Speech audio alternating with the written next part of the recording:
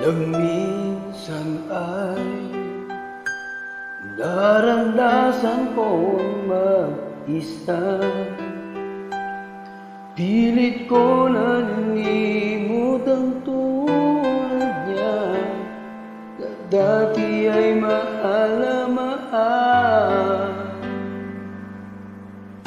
Nakita ka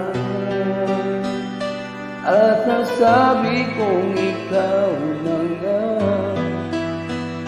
ang hinahanap at pinarisan ng makapiling.